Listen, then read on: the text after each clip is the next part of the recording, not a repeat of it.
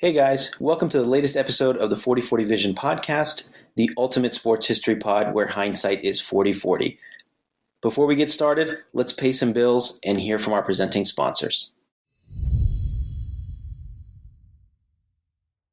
What's up, everybody? Welcome to the 40/40 Vision podcast. I am your host, Khaled Abdallah, and I'm joined today by a very special guest, Roberta Rosa, who is a health coach and ex-professional athlete with the Argentinian national field hockey team.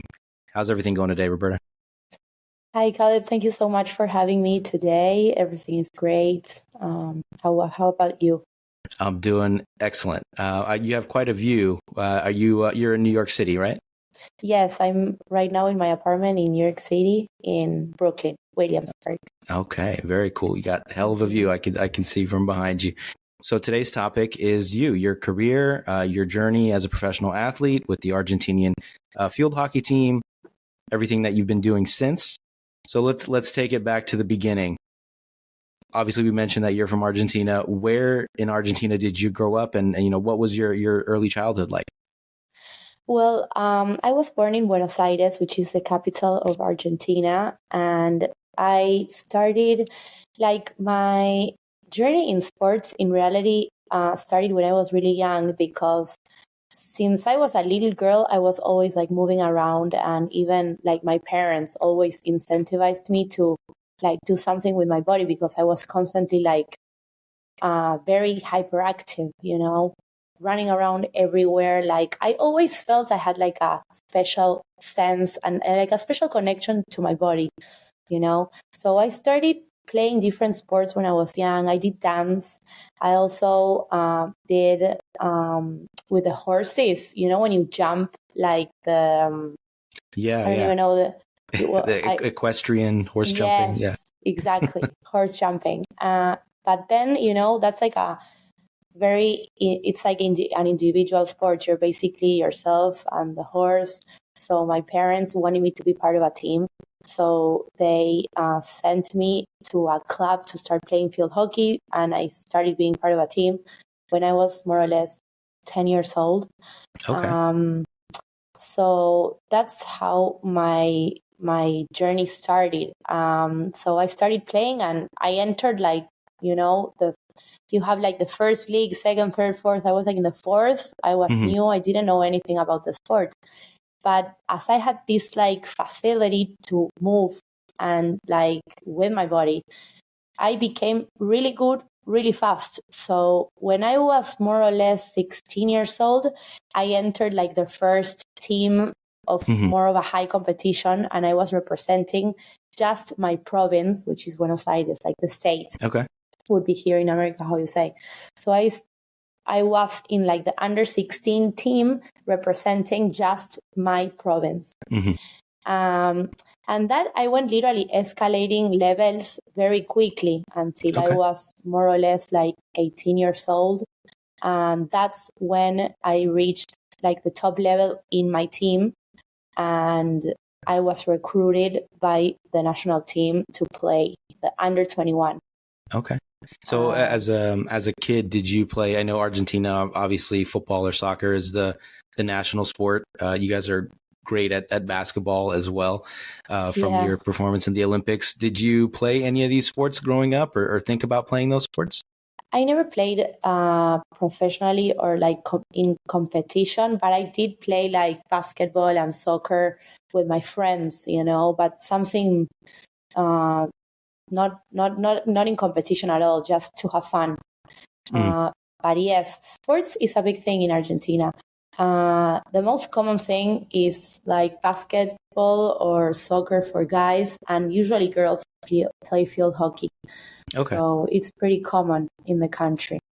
Yeah, I know that. I know women's football or soccer is growing. You guys were in the World Cup last time. Yeah. I know it's slowly catching up to the men's game. It's probably a long way away from catching up to the men's game. But when did you decide, when did it seem like, okay, this is going to be something that I'm going to pursue professionally in terms of field hockey? When did you decide that? Or was it just something that you happen to be good at and you just kind of moved in that direction? Yeah, in reality, when I was very young, I never planned to become like professional in a sport. I did know that I had like this passion because of expressing myself through my body. So I loved running. And basically when I started playing field hockey and I started getting really good at it very young, and I started really getting into the sports, I started watching like, the older girls, and I was like looking up to them. And I suddenly, yes, when I was more or less like 13, 14 years old, I started like having this goal, which was my goal in life, to be part of the national team. In Argentina, it's called Las Leonas, the Lioness. Okay. So yeah, it became my ultimate goal in life to be part of that team. So I basically was like an addict to field hockey. You know what I mean? I literally like numb myself from life, and the only thing that went and I had on my brain was the sport. I literally trained every day, morning, afternoon, and like with dedication and effort, anyone can do whatever their goal is. So I basically trained like really, really hard, and I got good at it. And suddenly, yeah, it was like the path, it was marked for me in a way, But what happened was, yeah, I started becoming better and better until I reached my goal, because I became like part of the team. But when I reached the highest level possible, I remember the first training they called me to play, because I was in the under 21. And one day the trainer from the older girls comes and says like, we need like 3 more girls just for this training. So he said, you and you and you come. One of those girls was And me. this was with the senior national team. Exactly, with the senior team. And so I was sitting like in the bench about to prepare to get in the field. I remember in my head, I was like, this is the day that I was waiting for my whole life. Now I have to get into this field and show that I need to be in this team. Like, this is the day that I've been waiting for my whole life. Imagine, like, the adrenaline that was running through my body. And that was my addiction, like the extreme sensations that I was feeling constantly in my body. So I went in, I trained in that training, and it went great. And then I started playing. He's like, okay, come next one. And I started playing. I became part of the team, and I started traveling all over the world.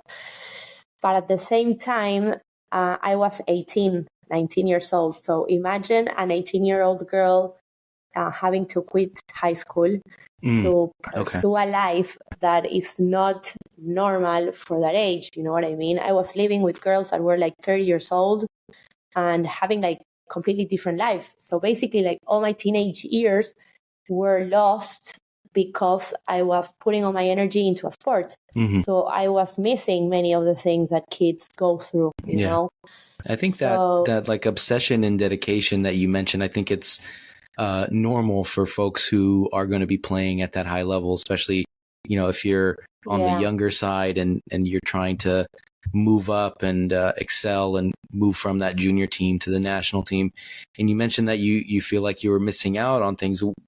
What do you feel like you missed out on as part of, from becoming a professional athlete at a young age? Yeah. Well, it was more of like I was missing out on the daily, like my friends were going to school. They were like having conversations, going there, going out, having boyfriends, girlfriends, whatever it is, hanging out with the crew, I didn't know anything about that. Like, the only thing I knew was to wake up, go to the training, be around the team, and that's it. So yeah, like, there's people that love that and are able to and want to choose that for the rest of their lives. In my case, I saw what that is about. And when I was there, I was like, I don't know if I want to continue and do this my whole entire life. Also because sports, it's finite. Like, there comes a moment where your body can't do that anymore. So I was like, what am I going to do in 10 years? You know what I mean? So I started thinking like, what am I going to do? And, life went on. I played. I also didn't have the best experience as well. I was traveling a lot. I was young. And also I was the youngest player in the team. So I wasn't like playing every match since the beginning. So I was in the bench a lot, so in the 2-3 week trips, I wasn't even playing as much. So then we came back. Just all training mostly? Yeah, my body like lost the momentum in the trips. So when we came back, I had to like come in again and all these like changes and efforts, my body even looked like a 30-year-old and I was 18. So when I was comparing myself to like girls my age, I was like, this is weird, I didn't. So was it like in terms of like injury or wear and tear or what? Size also, in size. Mm-hmm. Because so it came to a point where I was like, I don't know if I want to do this for the rest of my life. Maybe, I should like start studying something or developing a skill that I could do for the rest of my life. And so I had to decide the hardest decision of my life, if I was going to continue or not. And I decided to quit. And how old were you when you decided this? I was like 20, 21 years old. Okay. So before we do that, I have a couple questions about, the setup and how things work. So you mentioned that field hockey is a big sport for women and girls in Argentina. And you were playing professionally with the national team. Is there also like a professional league as well that you were playing in? Yeah, like the thing is like this. You have different teams or clubs, we say in Spanish, all over the country. So there's like the A, we say A, B, C, D. A is the best one. My club was playing in the A. There's many other girls that are playing in other clubs, which could be C or D, B. And if you're good enough, you are able to make it to the national team. And if you make it to the national team and you live in another province, you have to travel to Buenos Aires because that's where the main center is. And that's when some of the trainings with all the country happen. There's different stages. Like, for example, if the Olympics are going to come, the Olympics are ahead, they recruit like, I don't know, maybe it could be like 30, 40 girls, maybe less. In the senior team, it's already known who is part of that team. Maybe there's like 2 more add-ons or changes. But when you're in the under 21, there's like a big group of girls and there's like a 1 week concentration where you're training and constantly they're watching you and then you like advance or you don't. Yeah. It sounds very similar to the football or soccer, where you have the clubs and the different tiers and leagues. Exactly. And then you get called up to the U21 or the senior team, things like that. So it sounds familiar to me. So at least I understand in terms of the concept. But I mean, you said that you didn't have a great experience with the senior team, but what about with the under 21 team? Did you, I mean, obviously you excelled there because you were called up early, but did you have any like really, special moments? I believe you won some gold medals with the U21 team, right? Yes. I had the best time in the under 21 because it was like with my friends, they were all my age. And also besides the field hockey tournaments and everything, we were really having fun. So I have like really good memories from those times. And we were young girls, imagine. So we were like doing funny things in the hotels and in the different cities we went through and all those things. But the best tournament was, we went to Guadalajara, Mexico, and we played like the Pan American Games before the Junior World Cup that was going to be in Germany. And there we won that tournament and it was incredible. Wow. Because even the male team also won. So all the Argentinians, we were the winners of all the Pan American tournaments. So I remember that was like, it was a feast. We came back to the hotel and we started like partying and throwing our things in the balcony. And it was crazy. Did you have a favorite destination that you travel to, whether it's a city or country? I loved traveling and playing in London before the Olympic Games in London. Remember, I don't remember what year that was, but like 2018. Yeah, like exactly. Sounds somewhat recently. Yeah. So in that, I remember that field when they built that, it was like incredible. Like the technology, it was like perfect. I really enjoyed being there, and it was great. Anywhere else? I also liked Australia and New Zealand. That was a really nice trip. Okay. Like very far away from Buenos Aires, but they have great field hockey there as well. Even both Australia and New Zealand. So I really enjoyed that too. Mm-hmm. And every time we went on a trip and we played against other countries, it was nice to meet like the girls and exchange, maybe like the t-shirt or something. So I have like a collection of things from all over the world. And I loved that experience. Yeah, but, that's really cool. Being in competitive environments at a young age is really good because for life, in my life right now, my personality and my brain functions and it's wired because of all the training that I had, and that's how I operate in life. But at the same time, it's very difficult and it can bring other problems, Okay. I definitely want to talk to you about that and how, your sports background influences your current work. But one last question about the field hockey thing. So you said there's leagues and there's obviously the national team and all that. Do they pay well enough where you can have a full-time field hockey career at the, top or, maybe the A level and the B level? Is it possible to do that? Really good question, because no, in Argentina, like it's not a good, it's not like a good job that you have and you cannot sustain a life like that. That's why like the majority of the girls, they all play in Europe or maybe United States, but Europe is more common. So like all my friends and the girls that I know that used to play with me, they all play in Europe. And when there's any tournaments, they just go back to Argentina to train for whatever it is that they have to, because it's a very sacrificed life. And the only money maybe that you can have is because of different sponsors, but not from the Field Hockey Association.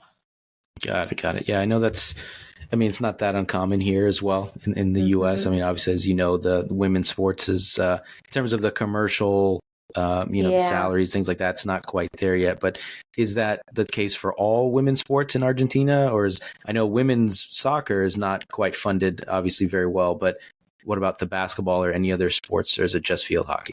No, basketball, handball, volleyball. I know it's like the same thing that happens throughout all the sports, except soccer for men. That's like a millionaire business, but all over the world, but in every sport that happens in the country. Yeah. I think if you ask any usual person, hey, what's Argentina known for? It'd be soccer and steak, maybe. Yes. So it makes sense that's the two big sports. So and I know every athlete in the different sports, they all go and play abroad. Yeah, that's very true. I think a lot of South American countries, it's not unusual for. I mean, obviously there's big clubs there, but if you're really looking for commercial success, you're going to go abroad to Europe or Asia or somewhere else. So you started talking about you thinking about what you wanted to do after your playing career was over, and that when you quit, it was, a very hard decision for you. Ultimately, you kind of hinted at a few things, but why did you decide ultimately I'm going to quit playing field hockey and pursue something else? To be honest, I was a bit tired of being in an extreme competitive environment constantly, in the sense where, one of the factors was I felt I was missing out. I felt I was having a life that wasn't suited for my age. And there's some people that feel affected by that, and there's others that don't, you know what I mean? So I started, instead maybe of seeing all that I had achieved, I started putting the focus on all the things that I couldn't do. I also felt that. So you started focusing on the negative things that you were missing out on? Exactly. I started focusing on everything that I was missing out. And after the Junior World Cup in Germany, and this is very specific, I played, Mm-hmm. and this is what I felt. I felt, I wasn't starting any match like from the beginning in the field. So that affected me every match, as when the trainer decided to put me in the field, I went in and I scored a goal like every match. It was like that. So then I couldn't understand why the next one I was starting like 15 minutes later, or even after in the second half. So that affected me mentally. And then was that like the politics of the team, that you're this young kid, you're not going to take an established person's spot? Do you think that was the reason why? that was happening in the senior team, but this is the junior, this is the under Okay. 21. Got it. So I think what was happening is that the trainer was also trying to test another girl, which is what he has to do, right? But also that, to me, it affected me in a certain way. And I started like thinking about like, if this, if suddenly I start, they don't start putting me in the matches, but I'm here training and like leaving my life aside just for this. But like, I'm not like being in the match from the beginning, and I'm not playing as much and this and that. And I started saying, I don't know if I want to dedicate my entire life to doing this. I don't have any reassurance. In a couple of years, I will not be able to do this physically. So all these thoughts started coming into my head, and I was like, I feel I need to quit and start like my journey in the normal, in the real world. But at the same time, I also had gotten to the top level in the sport. I've seen what it is. I saw the dynamics. I saw everything, and it was like, yeah, I could repeat this for a couple more years, but I don't know if I want to do this, So you wanted to kind of quit and leave on your own terms before you were maybe forced to stop? Yeah. And I quit it, basically. And how old were you when you decided this? 21 Okay. more or less. Also, I love skiing and snowboarding. So I went skiing and I had a really bad injury. I fractured my tibia and fibula. Oh, so wow.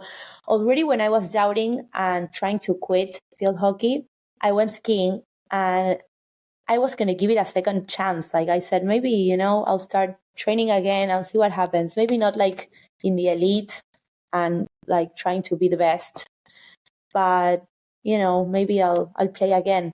But I broke my leg, and that's when I quit it completely, because that's like a year recovery. So after that, I didn't go back to the sport. Yeah. So your heart was already kind of not in it 100%. And then, exactly. And also because of breaking my leg and quitting the sport, I entered into this like black hole of not knowing what to do with my life. The only thing that I knew how to do was play field hockey since very young. The only thing they taught me was how to function in a field with a team of girls. I didn't know how to function in the normal society. So that brought me a lot of problems. Even like, as I was telling you, my body, how my body was at that time with all the training and the muscle, comparing myself with other girls. I had a lot, like different eating disorders. Also, I started partying. All the energy that I used to put into the sport that I started releasing it and channeling it in the wrong way. So you had kind of an identity crisis. I mean, this is not the first time I've heard this. Yes. I interviewed very strong. a former basketball player for the Egyptian national team who also played in college. And she said, when she decided to stop pursuing basketball, she had a major identity crisis because, something as basic as introducing herself. She would say, her name, and then, I play basketball. Yes. So it sounds like you went through some of that similar, crisis and feeling of, who am I at this point? Exactly. I didn't know who I was. I felt completely empty. And the only thing that I was doing was literally like filling myself up with different things, substances, partying, socializing, whatever, work. I was feeling myself just to numb the pain that I was feeling, because I also felt very frustrated. And it's very hard to accept how we feel and embrace our emotions, even when you're younger. It's very easy to fall into all these temptations. So that's what happened to me. I was lost. Yeah. I had an identity crisis. So I had to start like a healing journey, you know what I mean? That took many years. So what did you decide to do after you had after you quit? What did you decide to do professionally? So when I quit field hockey, I started to study graphic design in a university in Buenos Aires. When I graduated after 4 years or 5, then I worked in a couple agencies there in Argentina, and I decided to pursue a master's degree, and that's why I moved to New York City on design and urban ecologies, which I graduated last year. Wow, congratulations. Thank you. And that's when I realized that I had like a passion for like urban spaces, but in the sense of the people that inhabit different spaces and like getting involved in different communities. And so I decided that I wanted to pursue my health coaching career, which that's what I do right now in my current work. Definitely want to hear more about that. And because of all these experiences that I've had, I'm also able, and it's my passion to be able to help other people achieve whatever goal they have, holistically, with their emotions, physically, and spiritually.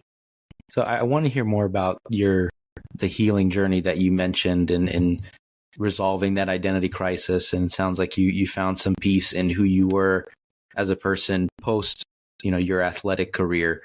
What went into that? What, maybe not one thing that really helped you, but maybe a couple things that helped you, find your way through what you were dealing with? Yeah. First of all, my healing journey, I started going to therapy for a couple of years, because that really helped me to develop a really important sense of self-awareness, because for whatever change we want to make in life, we first of all need to be aware that we want to change and what's happening what's our current situation. And then we have to accept, and sometimes accepting bad things that we are going through is not a nice thing, and it's very difficult. Yeah, so for sure. The acceptance is very important, and then you're able to take action in whatever you have to do. So first with therapy, I was able to develop a good sense of self-awareness, going to the root of the problems. And then after many years, I discovered coaching, and it was at that moment when I was able to fully change my lifestyle, in the sense where I developed different tools to change my habits. Remember, I told you that I was coming from this past of feeling a void. I used to feel the void with whatever, even with food, binge eating. I felt sad and I went and ate so much. And then there's shame and you fast and all these unhealthy eating patterns. So I had to relearn everything, even the relationship with myself first. Mm-hmm. You're rewiring your brain, essentially. Yeah, at that point. Exactly. The relationship with the people around me, all my habits. Imagine that the brain is used to operating oh, I feel sad, I need to eat a cookie and feel better. Why are you gonna not do that if it's gonna make you feel better? It's really hard. So training your brain, for training your neurons, instead of going in the highway, that is what you know how to do, they have to go through this new road that maybe it's unknown, and it has rocks and sticks. They have to go around, so that's what you have to do basically. And coaching was what allowed me to learn all these tools. And basically now that's what I do. I specialize mostly in habits, eating habits or whatever. Habits are a reflection, and it's the way our brain expresses to us how it feels in our habits. Oh, that's a really interesting way to put it. Yeah. So, and it's very, very difficult, but having an accountability coach, the right guidance, knowing how to set goals, realistic goals, and other different tools, everyone is able to attain whatever goal they have to. And of course, this depends on each person, because each person is bio-individual, and what works for me won't work for you. So that's also very important to take into account. Yeah. And how long have you been doing this coaching, and what do you specifically apply that you've learned to the coaching? I started doing the coaching this year. And I opened my coaching business this year as well. It's called FTV, Health Coaching. And does FTV stand for Fill the Void? Yes, exactly. Okay. Because in my Fill the Void business, there's also, I have a podcast and like digital art, where because of my design background, I created these like different pills and different antidotes that illustrate different ways we humans fill the void. So it's like through parody, I want to raise awareness of how important it is for us to connect with our emotions instead of numbing and trying to avoid, and then being in this like position where we find ourselves completely disconnected from ourselves and from our environment. So like a way I raise awareness and I like to express this is with the different analgesics that you can find in my website. So yeah. That's really cool. I lost the No, I love the idea. I mean, especially the fill the void part, because I think it's a very human and normal experience for all of us. We're kind of looking for something to fill the void of meaning, of purpose, of whatever. We all have goals and things that we're trying to achieve. And sometimes we, like you said, we numb it with relationships, with substances, with whatever distractions. We fill the void with them instead of something meaningful that will help us achieve those goals. So you mentioned that your kind of ultra competitive sports background affects what you do, perhaps positively and negatively. So how does that background, I mean, obviously it sets you up for what you do now, and it's given you the skills and the background and the experience, but how does it impact what you do now in your work? I love this question, but before answering it, I want to add something, because you said the word purpose. And this is what I always say, that, people tell you like, you gotta find your purpose or your sense in life. And when I think about purpose, I'm like, what is my purpose? Like, how am I going to find that, And it's not about finding anything. It's just a matter of putting what you have to put, the attitude that you have to put into creating what you want to do. And that is the purpose, is your work to creating whatever you want to create.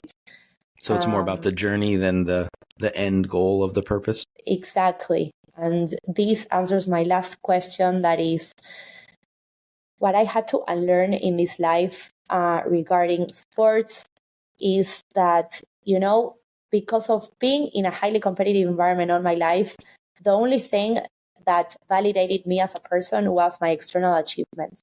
Like, I literally only thought that I was worth something if I attained my next medal. That's why I pursued like my master's. When I got the degree, I was like so happy about it. But at the same time, I felt empty again, because I was like, I take another step that the society tells you that you have to do. Great. But now what, So I had to like learn to validate myself, not only because of the external achievements, but just because of me being me. And it's really hard. But we have to work on that.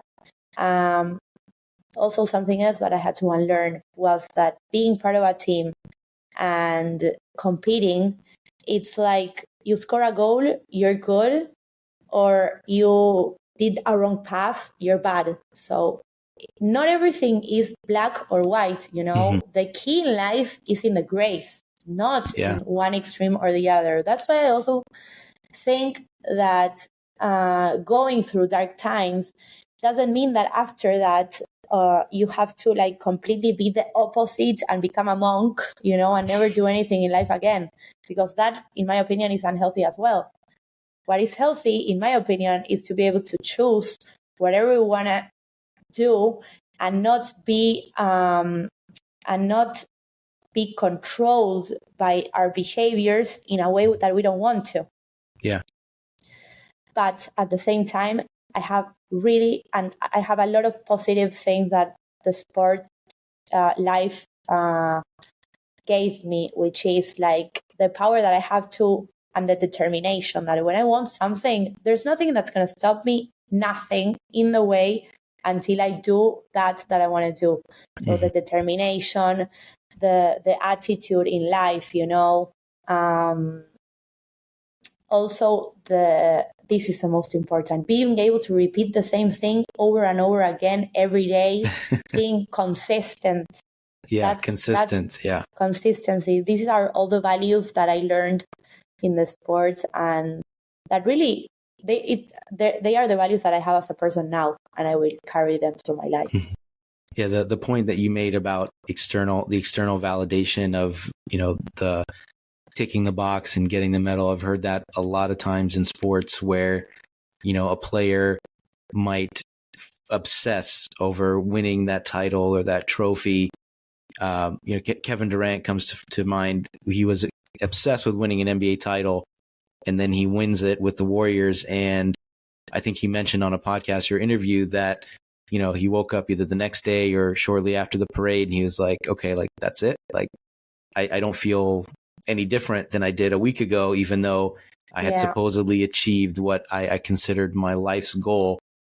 But it's because, I think, as he said, and as you said, is that you were seeking that external validation versus the internal validation. So how did you rewire yourself to start seeking that internal validation? And was part of it having those skills of being able to repeat things and be consistent? What changed and made me be able to change that brain wiring was that I literally have this thought every day of my life, and it's that life is a ladder to nowhere, literally to nowhere. There's nothing at the top that we know. So instead of focusing and waiting to get to the top to see what there is up there, we need only to concentrate in building and refining that ladder to have the best ladder and the nicest ladder, and enjoying going up that ladder, right? Instead of trying to see what's at the top, because that's an answer we're never going to have. And also being empty and having that little feeling of emptiness, it's the motor for us to keep on achieving and doing different things.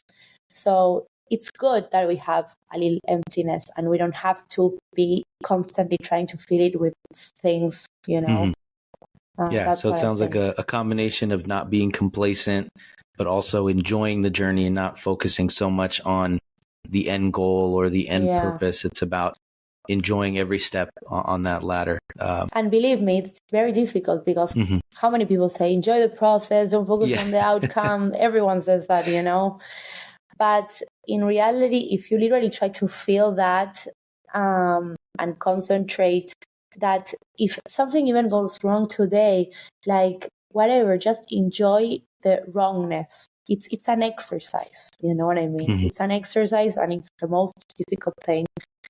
But we don't have any other thing to do in this life, right? So why don't just try this?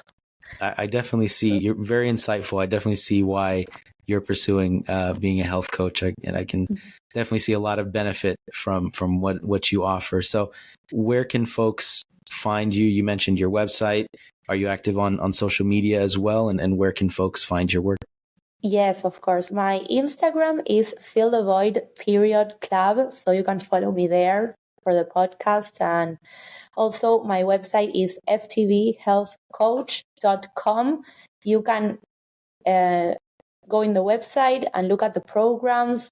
You can send me an email or message me. There's my phone. You have my phone number there too for any inquiries or questions about that. And I'll be more than happy to answer everything. Awesome. I'll make sure to include all that in the episode description on Spotify and YouTube and all that stuff. So thank you so much for your time. I truly enjoyed the conversation. Very inspiring. Best of luck to you in your career. Anything that you want to share with our listeners before we wrap up?